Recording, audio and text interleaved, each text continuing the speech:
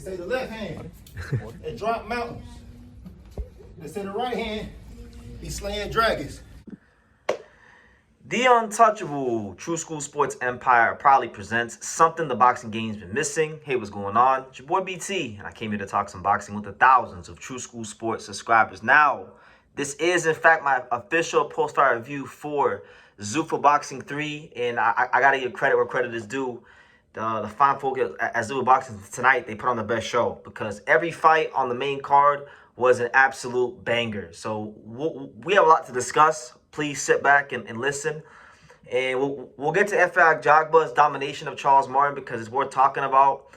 But, man, we got to talk about the fight that stole the show tonight. We got to talk about the man that, you know, for me, announced himself to the world tonight as one of the top light heavyweights in the world and a guy that I'll just say it like this. I know it's only been 3 cards, but this guy tonight is easily, without a shadow of a doubt, by far the best fighter I've seen fight on the Zuffa Boxing platform. He looked to me like the goods, every bit like one of the best light heavyweights in the world, and that is none other than Umar Dzambekov from Russia. You know, southpaw.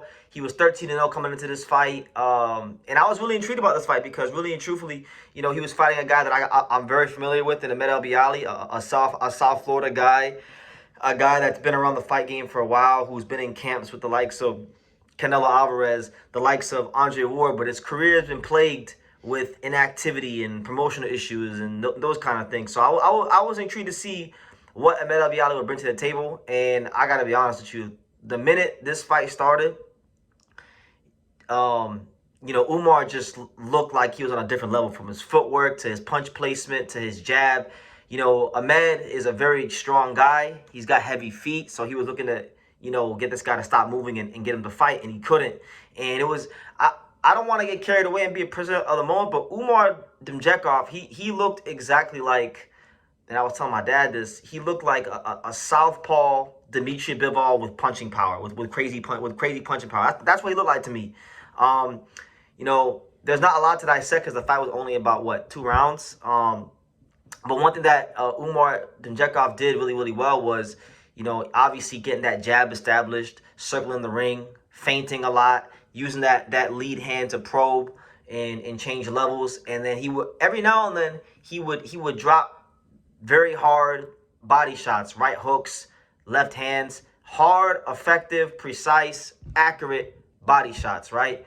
And everything got real. Like, shit got real for Dzambekov when, instead of throwing the left hand to the body or the right hook to the body, he said no. He threw a real short right uppercut down the middle, and he wound up knocking out Ahmed Elbiali cold to the point where his legs were shaking and ceasing on the ground. And it was truly one of the most devastating knockouts I've ever seen. I mean, I put it up there with, like, the great knockouts over the last couple of years, like Brian Norman Jr., Jin Suzuki, Angel Leo, Venado Lopez. It was on that kind of a tier of knockouts, you know, one of those type of shots that you're never going to forget. And it's going to go viral, right? So to me, he's announced himself to the world, and he's made a massive statement to the light heavyweight division, because when you talk about Ahmed Elbiali, even though he's had inactivity, he was 24-1. The only guy that's beat him in his career was Jean Pascal. And he's a very experienced fighter. And, you know, to knock him out like that is a massive statement. And to me, you know, guys, I watch a good amount of boxing. I watch a lot of these cards, you know, especially the undercards. I have not been blown away by a fighter with less than 15 fights like this in a very, very long time. He looked every bit like the real deal. And they were talking about Umar Dzambekov fighting Hot Rod Kalasic, who we know had that great fight, I believe it was last weekend or a couple weeks ago, with Alexander Kovacic, where he got dropped 2 times, got up off the canvas, and went ahead to stop him, right? I'm going to tell you right now, Hot Rod is another strong, sturdy guy. He's at a higher level than Ahmed Elbiali, but this guy's going to put Hot Rod in a blender. If Hot Rod wins that fight, then, you know, he really is the truth, because this guy, to me, every now and then in boxing, there comes along a fighter that you watch him fight and he just looks like one of them ones. And honestly, I don't give this out freely to anybody. this guy looks like that to me very, very much. So I was very impressed with Umar Dzambekov. And then I was even going out and I was looking at his box record and just, kind of studying his career. He already has wins against guys like, Romero Angulo, former world title challenger. He knocked out Artem Brusov in 2 rounds, right? And that Artem Brusov's a strong fight. He was 13-1 when Dzambekov fought him. Brusov took Atif Overton 8 rounds a couple years ago. So the fact that he's making these kind of statements, it shows you that he really, really is on that level. And I've been hearing about him here and there for a little bit. He's been on a lot of those UFC Fight Pass cards, so I haven't really seen him, but I know who he is now, and I'm bought all the way into Umar Dzambekov, and I think he's gonna be someone that that might be knockout of the year, guys, because it's not oftentimes you see a fighter land a shot and the opponent is seizing on the ground. And as for Ahmed Elbiali, he's 35 years old, 36 years old. I think that's probably gotta be it for him. Honestly, like you've had a good career. That's the kind of knockout that'll change not just your career but your life. And I know Ahmed Elbiali on a personal level. He's a friend of the show. I haven't talked to him in a while, but I sincerely hope he's okay. And I wish him nothing but a speedy recovery, because that was a hellacious shot he took. But yeah, Umar Dzambekov, the truth. Honestly, easily the best fighter I done seen on Zuffa Boxing so far. So shout out to them for exposing this talent to the world. And I'll just leave it at that in regards to that fight. Switching gears. The main event was Efe Ajagba versus Charles Martin. This is also a very interesting fight because obviously Agjagba's been hanging around the top 15 for a little bit of time now. He's one of the hardest punchers in the division. But he's come under a lot of scrutiny because he was ordered to fight in an IBF eliminator fight against the only guy that's beat him to date, which was Frank Sanchez. And he declined that fight, and then he's going around Zuffa talking about, oh, nobody wants to fight me, nobody's called my name, but the IBF called your name to fight Frank Sanchez, and you didn't want no smoke. So he was already under some criticism here in the boxing world for that. But he's fighting Charles Martin. Charles Martin, a guy that's long in the tooth, guy that's been world champion, and it was a very intriguing fight. Didn't go very long because first 2 rounds, I thought Martin did a good job of landing some body shots and finding a home for the left hand. And he actually won the first 2 rounds. I thought he won the first 2 rounds.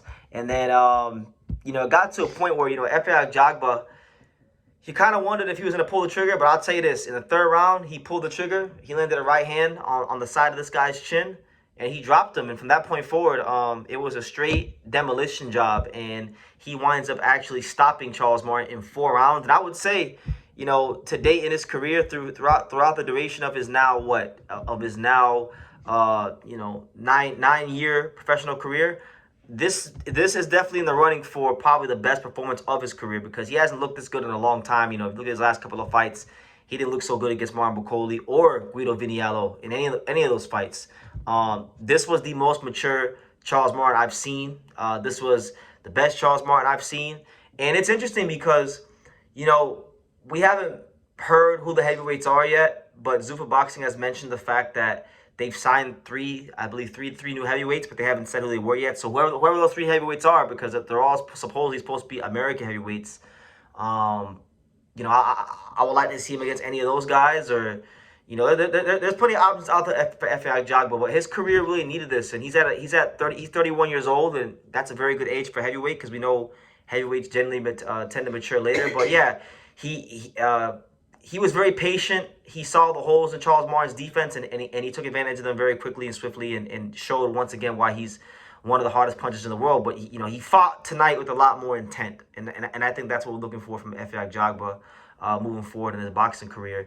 And then last but not least, as far as the main card, really interesting fight. You had Abel Mejia versus Jaybrio Pe Benito, right, from Hawaii. And it was an intriguing fight. Abel Mejia, I'd seen him fight once, I think, on Pro Box. He was 10-0 with 7 knockouts.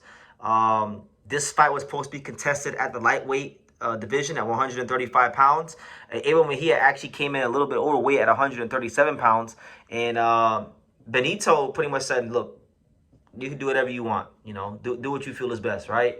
And so fight was really interesting. First round, Mejia started boxing him real well with the up jab and things like that. But then as the fight wore on, Benito Jaybrio Benito really did a great job of getting his timing down and figuring out the pattern of his boxing. And the shot he kept finding over and over again was the counter right hand over the top, and he kept landing it over and over again. And eventually and inevitably in rounds 2 and 3, Benito wound up dropping Mejia, and then he actually winds up stopping him. So he announces himself, to the world as a player in the lightweight division in this new Zuffa boxing era. And yeah, shout out to Hawaii. I mean, if it wasn't for, I'll tell you this, if it wasn't for Umar Dzambekov, if it wasn't for him, this would have been the story of the night, because it really was one of those performances, especially when you consider the fact that Mejia missed weight and all those kind of things. So he puts himself on the map, and yeah, overall main card delivers. Three fights, all 3 stoppages, all under all 4 rounds or less. I mean, if you were a casual boxing fan, you turn into this card, you got bang for your buck, you got value for money, and those kind of things. So yeah, man, definitely. 3 cards in, definitely the best card they put on by miles. And, in the crowd tonight, you had people like Bruce Carrington ringside. Teofimo Lopez was actually seated ringside with Nick Khan. So now people are speculating about Teofimo Lopez potentially joining Zuffa Boxing and maybe signing with them. So we'll see how that goes. And yeah, so I believe the next show, I could be wrong, so correct me if I'm wrong, guys. I believe the next show will be in March, when Jaybrio Pe fights Brandon Glenn, which I also believe is a very good fight. But all in all, guys, I can definitely say the first 2 cards. The first card was super mid. I didn't like the first card. Second card was a bit better, but I can confidently say that this is the first classic. I'm talking about classic knockout home run card that Zuffa has put on, and it only took them 3 cards to do so. So congrats to them on a great card.